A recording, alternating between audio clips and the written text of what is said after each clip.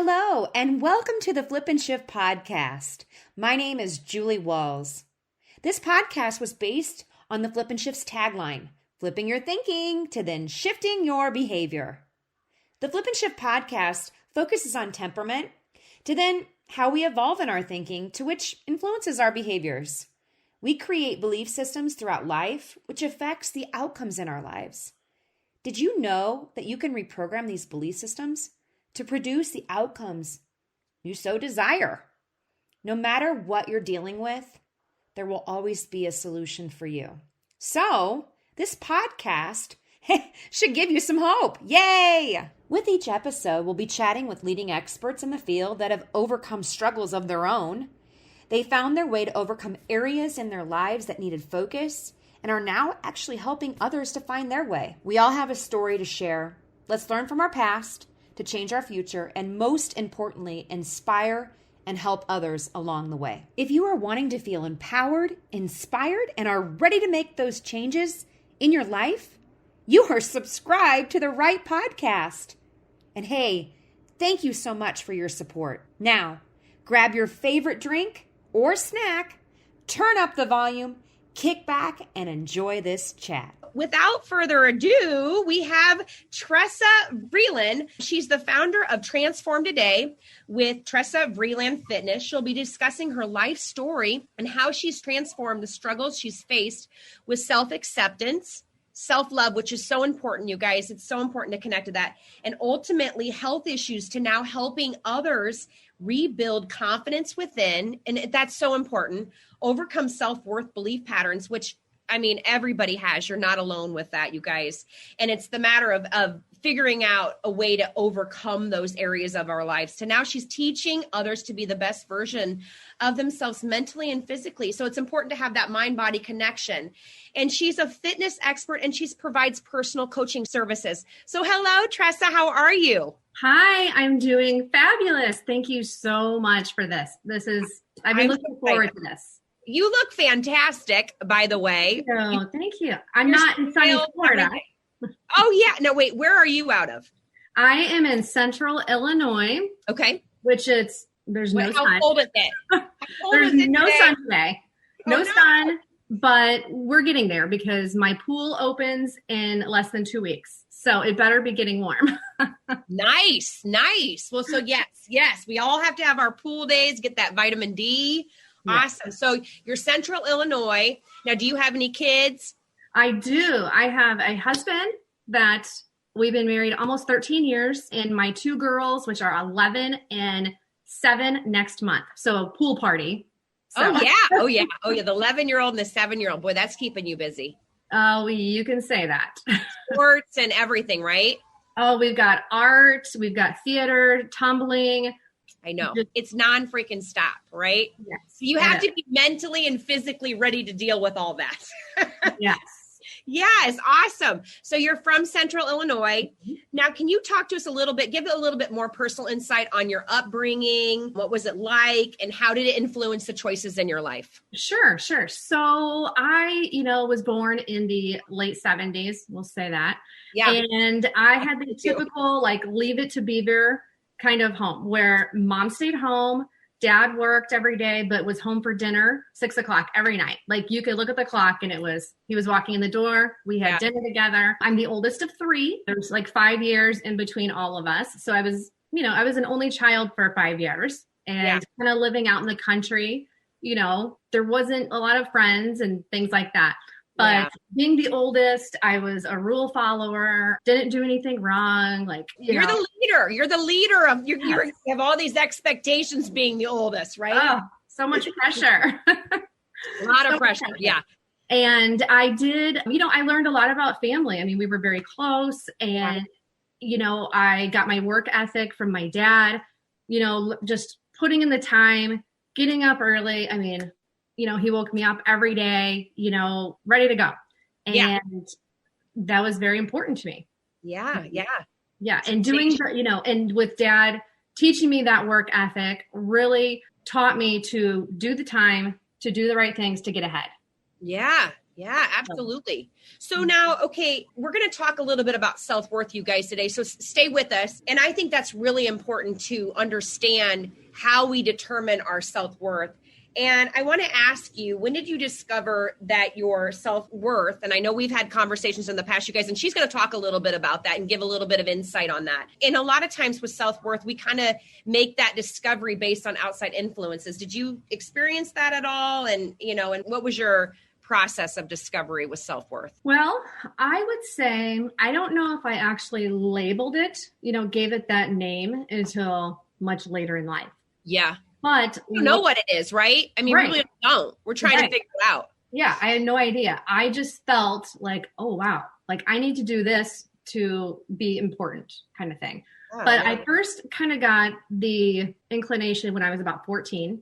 Mm-hmm. And it was kind of just a shock moment, but didn't think too much, further into it. But then over time in high school, things started, popping out that really made me realize. Yeah. Tressa, can I ask you at 14, what was it that you kind of, is it being around friends? Because I think 14 is such an important age. You get so influenced. It's when you kind of just start to figure out, okay, these are what people think of me. Did you experience that as well? Not quite then. I would say that started happening about a year later, but it was a specific moment. Okay. It was a specific moment where it was like, oh, yeah, okay, so I need to behave this way. Otherwise, I might not get ahead.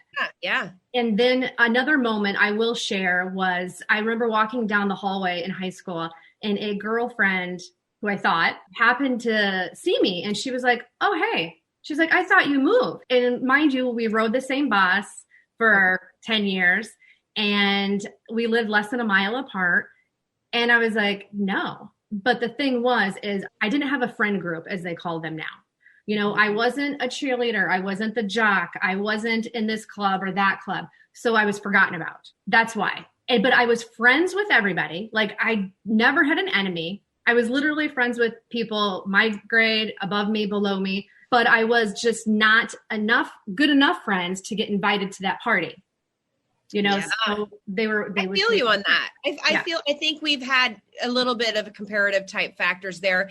And I think, that you and I are probably you're probably a lot younger than me, but close to the same age. But yeah, that time in life where that's so important to be included, accepted. And, that we call it in the popular groups, right? I don't know what you call them. I don't know what it's called now. I mean, I can't keep up, but right. that whole of, you don't know where you kind of fall. Right. And that leads to when you do get that attention from somebody, whether it's good or bad attention, you're going to go with it because you feel accepted. Yeah. So somebody that never did anything wrong was finding myself in situations that, hey, well, at least they're friends with me. Yeah. So I'll just do whatever because I have those friends. Yeah. Mm-hmm. And then it was around 19, which of course had to do with a guy. Oh yeah. That it was, and those guys. Right? I know. And that was another moment where it was like, because of who it was, I was like, wow, that means I'm somebody if I'm with this person, and then, that went away. And then it happened again about 25, but on a much higher level. That it was like, okay, now I've made it. I am somebody. Like I can go back to high school and be like, look what I'm doing and have. But it wasn't really good decisions. Yeah. So finally at 25 is when my morals kicked in and it was like, okay, I am smart and no more of this. Like I'm going to be who I want to be and I don't need anybody else. Yeah. Yeah. What was it? Do you know? I mean, was it just like an aha moment or was there an actual, a revelation? A lot of folks have those revelations early on. I don't think I really did, to be honest with you. How did you come into that whole empowerment piece? Well, there was a series of events. It was a relationship that it was just one thing after the other was just toxic, right? Just general toxic. But it was going back to that high school mind of thinking, well, I'm cooler if I stay. Mm-hmm. But deep down, it just finally was like, you know what? This is stupid. Yeah. It was literally just like, go with your gut, that instinct you have, and, get out. So it was kind of it took a while, but when it did, like, there was no hesitation. It was done. And it was, like, over.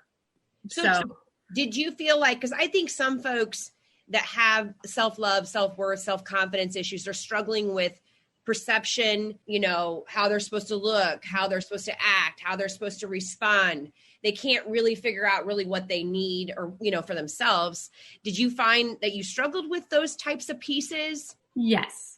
Okay. It wasn't all of the above or just some of it? I mean, all of the above. All of the above. I mean, yes, from, hair, clothes, body, everything. It was just pieces of everything. I mean, and nothing really stuck out more than the other. It was just a whole package. Yeah. Yeah. So then how did you start breaking it down and working on self-love, self-worth, inner confidence? Well, it was mindset. Yeah. I mean, that is so huge. I mean, and I don't care what you say, like, you have to turn off the negativity and you have to surround yourself with positive influence. Yes. And I know people talk about on social media a lot, like Facebook, where they see, negative things all the time. Well, I don't even know what's going on because my algorithm, if you will call it, I don't see anything negative, nothing, because I don't ever work with that. I only surround myself with positive stuff. And this happened at that age of 25. Like, it started then. I mean, I actually moved. I moved out of state. That's how much I got out of things. So I left and I basically started over, and I had a great job, new friends, just changed everything. Yeah. Because it was like, no, this is who I want to be.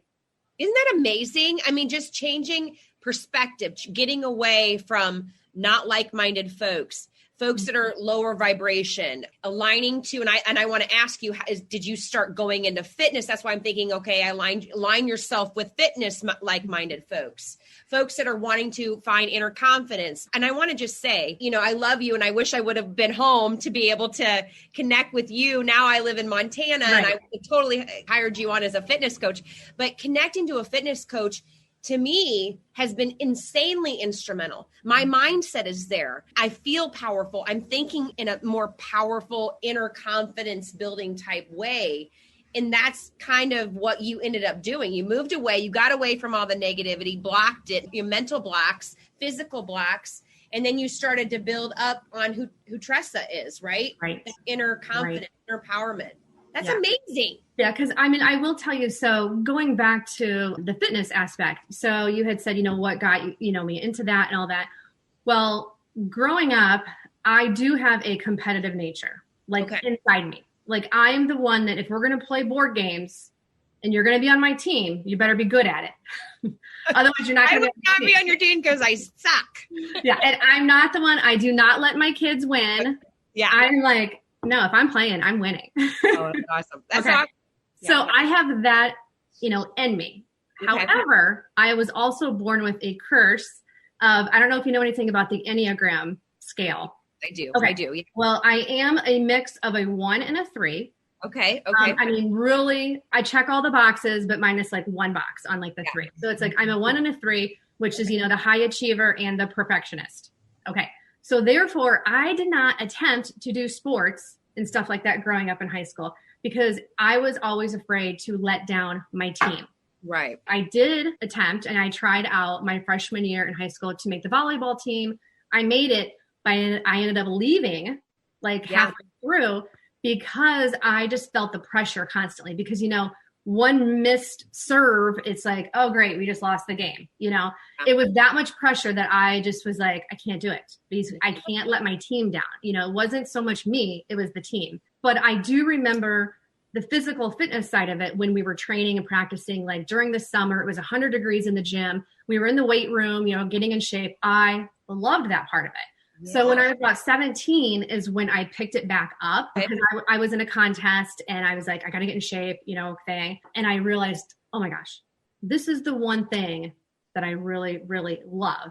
And it wasn't the physical aspect of it, but it was a game, like with myself, that I could control this I wasn't going to let anybody else down. It was all up to me. Yeah. And so it was like mentally, like, my head was clear.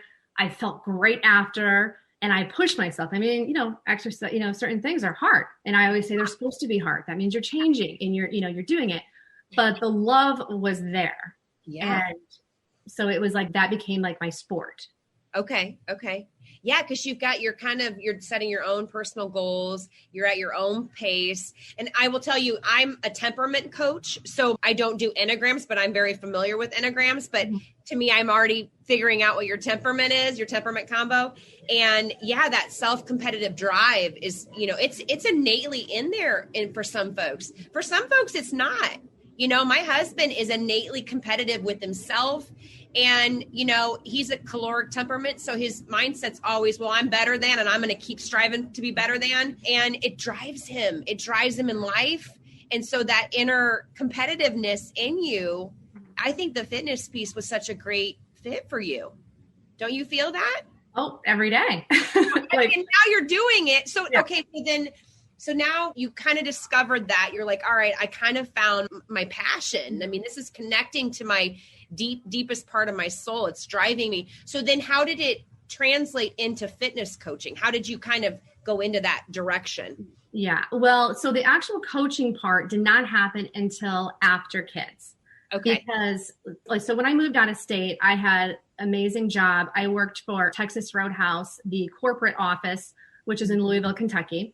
Okay. And there was actually, how amazing is this? Every company needs to do this, by the way. But we had a gym inside our office, and we were encouraged any time of day to go work out. That's without question. Like it could be 9:02 in the morning and I could go to the gym for an hour and it doesn't matter. And it was amazing. It was literally go eat at Texas Roadhouse. It's one of the best places ever. And I just have to say really quick, the founder of Texas Roadhouse actually passed away last week from suicide, from COVID related after effects, had some bad, long-term side effects. And he was the most amazing guy, ever. Yeah. And he alone, his hopes and dreams for building the company is exactly it's just basically keep going. Yeah. Right there, what he done, which you have to read the story and stuff about him, but it was just an honor to basically work for that company and work for these people because they helped. Also, their belief was they were very big into health and fitness because that's the only thing we have. If you don't have that, what do you have?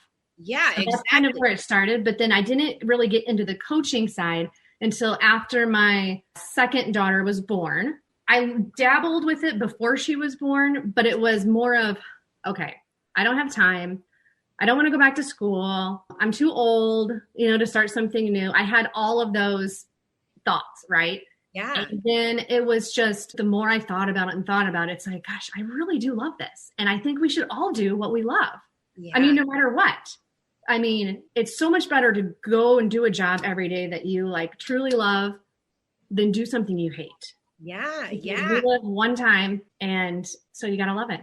I love that. Well, I want to talk a little bit about the fact, not to hang on to the Texas Roadhouse, but I think it's important too, because if you've got a corporation that is saying, all right, we not only can do the best that we possibly can in our work, but we also have to make sure that we're focused on our mental and physical health. Mm-hmm. So I want to ask you, in regards to the physical health component, how do you think it affects the mental component piece?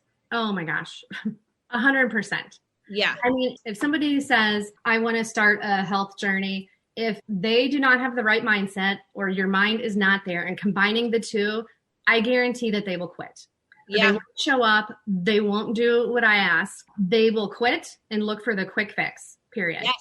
Period. See, let me just do a comparative factor right there and what you see. So as I'm also a coach, and so what I do see is folks that have come to me, and it's really fascinating because I'm I usually am I know there's resistance, and that's why I want to ask you about that. I know there's resistance, limiting belief type, things happening. I understand that, but I think as a coach, for me, you have to understand that you sometimes have to let folks go because they're not ready. right? And they self-sabotage. They make, excuses, or, they find that I can't, or the what ifs, or there's that fear of failure or fear of success.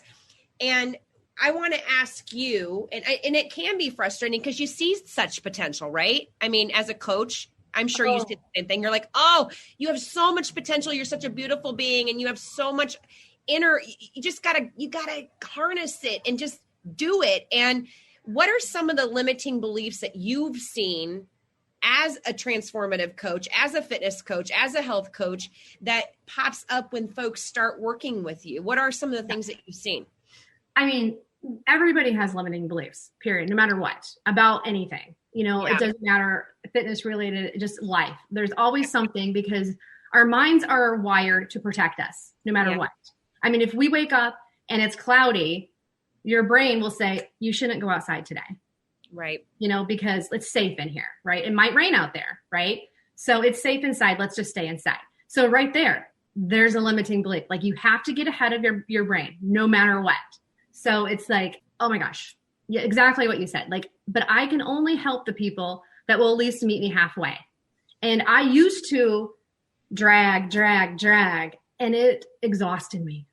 Like, it was I did the same thing. You have to also, I literally found for myself, I'm like, it's really not, I hate to say this, but the money's not worth it. And my energy is more important. And if you can't show up for appointments, or you resist doing the work that I ask of you to do, I'm an accountability coach. So I keep you accountable. I keep you focused. I keep and sometimes you may not want to hear what I have to say. Right. And so, I understand there's a little bit of grace and leniency, but then there's a time where you just have to say, you know what, I'm not the right fit, or this is not the right program right now for you. Right. And so it's nice to hear from other coaches that also see that, But my question for you is, what have you seen as far as like attainment for goals? Is there anything that comes up that you see with folks when they struggle with going after their process goal or their outcome goal? I always go back to, and I know we've said this before, but it's mindset. There is no gray area. It's either you want to change or you don't want to change. Yeah. Because whatever you do, if you lay in bed, that means you don't want to change. If you skip your workout, you don't want to change. If you eat the cake, you're not ready for change. Which, yes, that happens.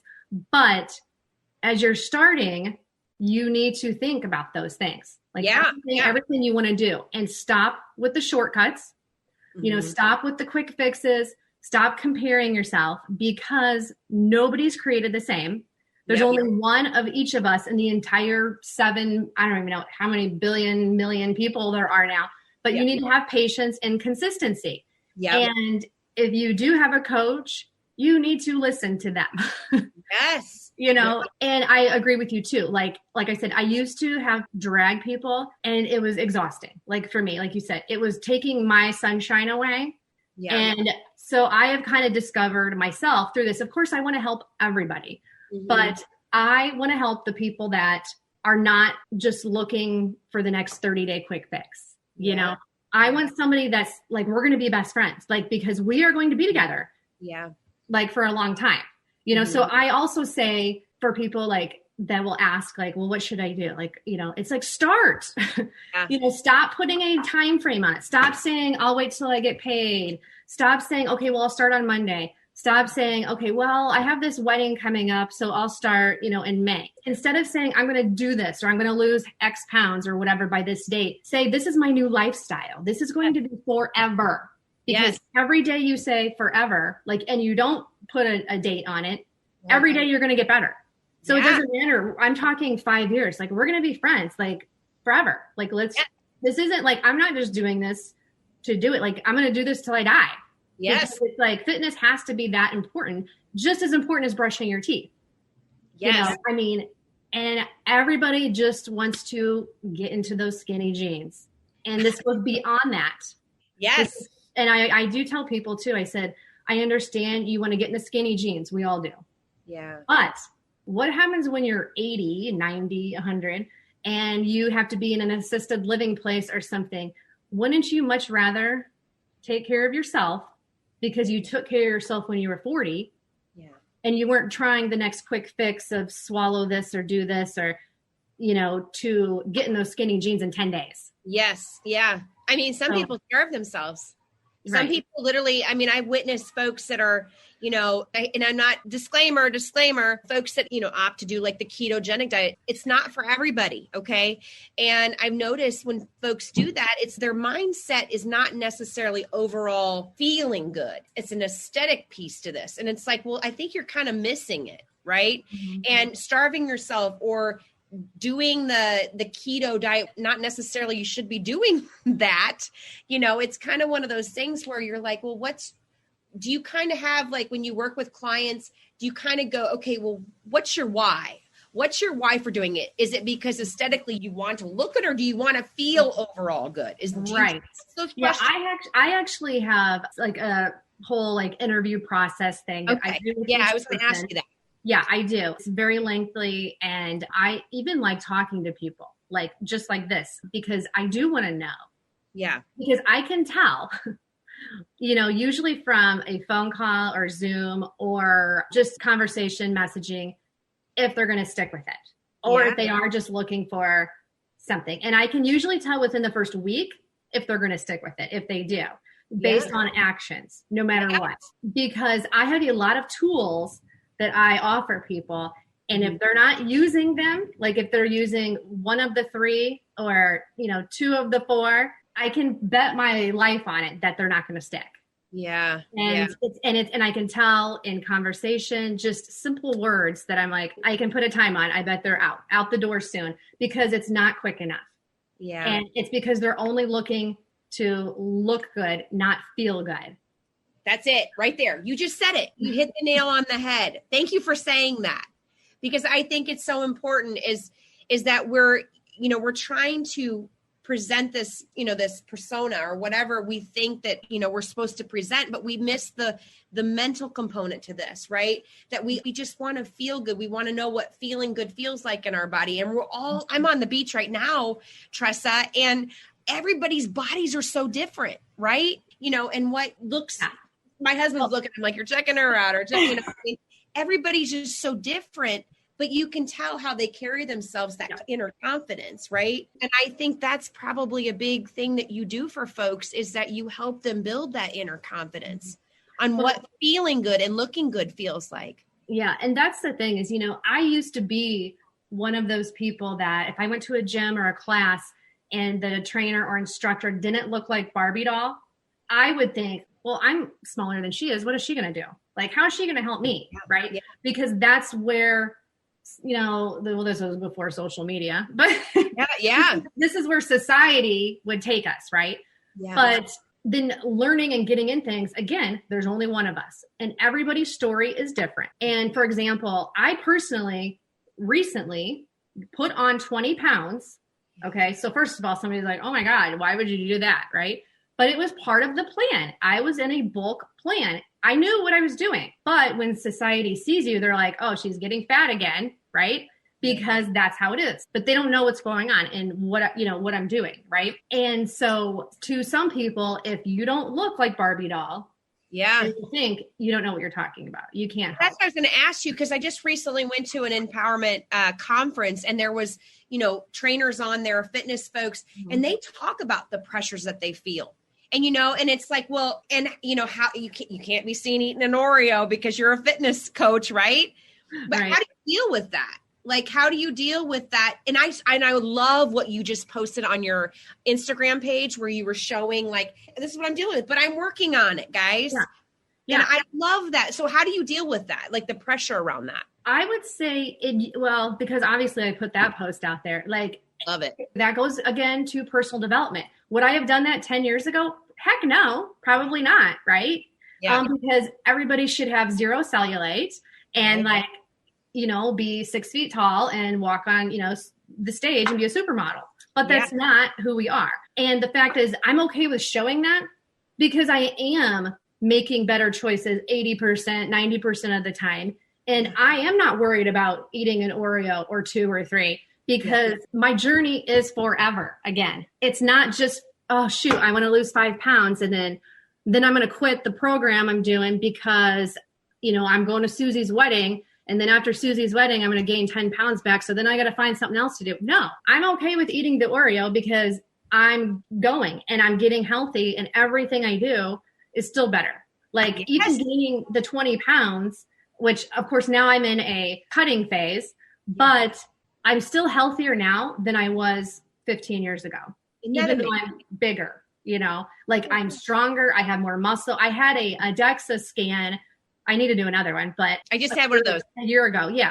And it's like, hey, I know what I'm doing. Well, and it's amazing because what I found with the DEXA scan is I had a lot of thoughts. And I think, and I, you know, I'm going off cuff here, but my thinking has always been, and again, I'm a 70s baby. And, you know, we grew up with the idea of, you know, fat-free everything. And then on top of that, you have to be a certain weight if you're this tall, right? My mom was that way too, was, oh, we have to be 120 less, you know, because we're only 5'3". That's bullshit. Right. And then on top of that, after I did the DEXA scan, I was like, what? And my fitness coach was like, listen, that's okay. And she put it out there in a perspective of, I want you to guess how much I weigh. And I was like, and then when she told me, my jaw dropped. She's like, but I am solid muscle. Mm-hmm. And I'm meant to have that. This is my body. This is where I'm supposed to be at on the scale. As long as you kind of look at the checks and balances point and kind of keep yourself in that range, it doesn't really matter the weight, right? And it doesn't really matter. It's how you feel internally. Are you feeling more energetic? Are you getting more sound sleep? Do you feel mentally more healthy? And I was like, she put it in such a beautiful way that, like what you're saying, you know, it doesn't matter because we're all so different. Yeah. And, you know, again, and everybody has their own goal. So it's like, for me, like I personally love a good workout. To me, I want it hard because to me, you can, and I track everything because every day I'm going to improve, right? Yeah. So I like hard things. I like lifting weights. I like muscle. You know, that's what I like. I want to be strong. Like even my youngest, I don't know, this was like 6 months ago or something. And we were in the mirror bathroom or something. And she's like, Mom, you're way stronger than Daddy.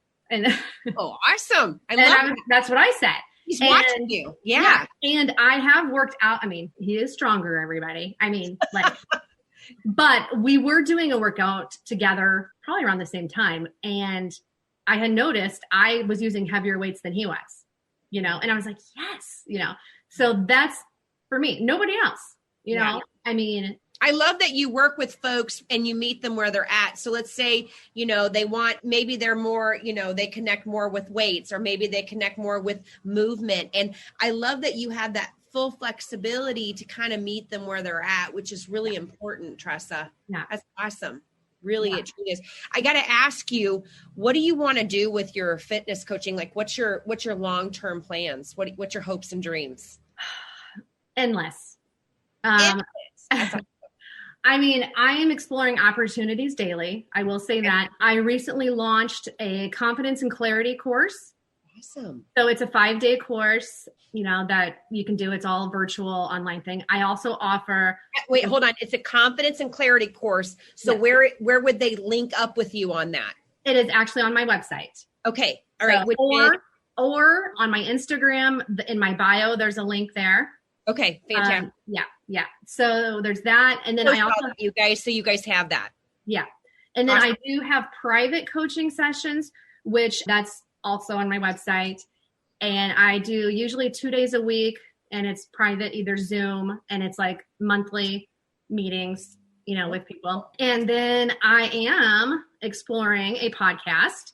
Awesome. So that's kind of on the horizon. Yeah. Well, what is it like fitness? What are you thinking? No, it is going to be basically mindset, but a mix. Well, it's going to be a mixture of the confidence stuff, but without giving away the title, it's going to be having a fresh start. I love that. How about that's not the title, but that's just a clue. We all need that because we all don't know where to start. And if we fall off the bandwagon, we have to get a fresh start. Or if we want to just try something new, it's nice and it's refreshing. It's to know that, hey, I got a guide, right? I got you to help me guide me through, you know, my next steps through this process. That's awesome.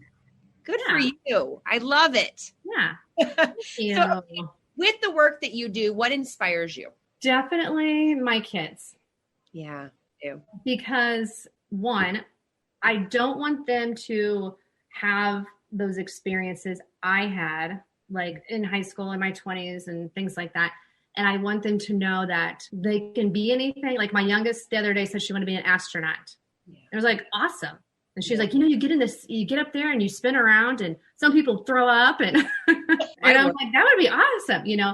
So it's like, whatever. I don't care if you want to, I don't know, whatever it is. It doesn't matter, because as long as it makes you happy. But I want to inspire them to know that what I'm doing, because when they see me working, because I work from home, I am inspiring other people to make better choices, with their mind, with their fitness, with health, because just one person, you can, without even knowing, like I've had people message me, on certain things and say, oh my God, I totally needed to hear this from you today. Yeah. Like you really changed my entire day. And it's like, so that one person or thing, it just keeps me going, it's not all about like, oh my gosh, let's work out. And no, it's so much deeper than that. So it's just, and I think the work that you're doing and that, folks that are in the service industry like ourselves, and we do have kids, and if we're at home and they're witnessing us and we actually, I think I don't just walk the walk, but every day I'm doing the work for myself. They're watching us. Right. And it's going to make a huge difference in their outcomes in life. And it is a big deal too, because I want them to know that you will not have support sometimes from your closest friends and family. Right. No matter what you're doing, it's just life. Like I'm one of those people that not everybody gets a ribbon, and it's okay to lose because that's life, because you're not always going to win things. But if you keep your consistency of what you really do want, something good is going to happen eventually. That alignment work, that is so key. Yeah. Yes. And it might not happen on your time frame because we're not in total control. You know what I mean? Right. But there's a bigger plan out there. So just keep doing what your heart says to do. I love that. That's awesome. So if you had somebody right now that was watching you and they're like, all right, I struggle with self-confidence. I struggle with self-worth. I really don't know. I'm not real happy with my body. I feel like I'm just floating through life. What advice would you give them for those that are struggling? One would be turn off the news. Yeah. And whoever you're spending your time with, I'm sure you've heard, the 5 people you hang out with. If you hang out with 5 losers, you're going to be the 6th loser. Yeah. If you hang out with 5 amazing, smart, friendly people, that's who you're going to be, and it's okay to remove yourself from this situation and, find, even if it's one person that is uplifting and inspiring to you, and just lean in on that one person and block everything else out, period. Because again, it goes back to your mind. So if you're not happy with your body, it doesn't matter. You got to get your mindset right first. So and the only way to get out of bed tomorrow is to get up for something. So maybe it's that person that you can just listen to that will make you want to get out of bed. I love it. I have a question for you. Sure. Tell everybody right now how they can connect with you, your website information, and anything that they could, coaching sessions. How do they go about working with you? Sure. I do have quite a bit coming up. So my website is just my first and last name, fitness. So TressaVreelandFitness.com. Okay. Super easy. I try to keep everything the same. Facebook is the same. It's just Tressa Vreeland. Okay. Instagram, Tressa Vreeland. Awesome. That's super easy. Now what's coming up? I'm super excited about this. Okay. So I'll save that for the end. But I do have my Confidence and Clarity course, which again, it's on the website or on Instagram. There's a link in my bio. So the confidence course, you can always start with. And then I have the private health coaching sessions, like I mentioned. I do have an April virtual fit club where it's training, it is the exercise and nutrition done virtually. I have a private app and things like that. And you can also find that on Instagram. Same thing. And then in May, I do have it's a more of a dance-based fitness program that's coming out in May. But then what I'm really excited for is starting April 1st. Now, this is a 30-day group that is focused on fasting. So it's called Fasting Forward. Okay. And it is, people don't have to work out. I suggest it, but we're talking about fasting. So, as you mentioned, trends and things like that before, this is it's going to be very educational, and it's going to be very factual, and it's a private group again, and it's basically seeing how you do for 30 days. And doing it like with instruction and direction, and not just, what's great about that is, so I was in a fasting group before, and it's nice because with fasting, you go through some mental resistance. You have some mental games there, and it is nice to have support from folks that are also doing it. I mean, you really do. You do need a tribe for that, which is awesome. You put something like that together. That's amazing. And people, if they want to stick beyond the 30, that's great. If not, that's fine too. And then I do also have a free community, which it's all focused on confidence and mindset. And I have different things each week. Like, we're really focused on self-care right now. So we're talking about like self-care, different things you can do, journaling, meditation, yoga, different things like that. But usually every week is a new topic. And this is free. This would be perfect for folks that are dealing with COVID and they can't really get out of their house. And there's, what I mean? Like that whole country, there's countries out there that people are pretty, they're pretty home based. Yes. So that's awesome that you have that available for folks. And that one is through Facebook. Okay. And like I said, so it's a free community too. And you can also, I believe I have that on my Instagram link. I have so much out there. That's amazing. Yeah. You're a busy mama and a coach. Right. That's awesome. Right. So well, that's wonderful, you guys. I'm going to make sure to post all your information in the summary and also on the podcast. Well, and I do have, for anybody that's listening too, because we're almost to April. Okay. This is a special promo that if anybody joins the fasting group before the 29th of March, there's a really big discount coming for you. We'll just leave it at that. So everybody needs that. 29th. Yes, you have to commit though. Oh, Tressa, you're such a doll. I really appreciate everything today. You really are. I mean, I've had so much fun connecting with you and watching your videos on Instagram, and you just bring light. So keep doing what you're doing. I'm really impressed. So thank you so much. Yes. Thank you, you guys. Well, we're going to wrap it up. And I just want to give a special thanks to Tressa today. You guys, please connect with Tressa. So Tressa, again, it's www.Tressa Vreeland. So it's VREELEND.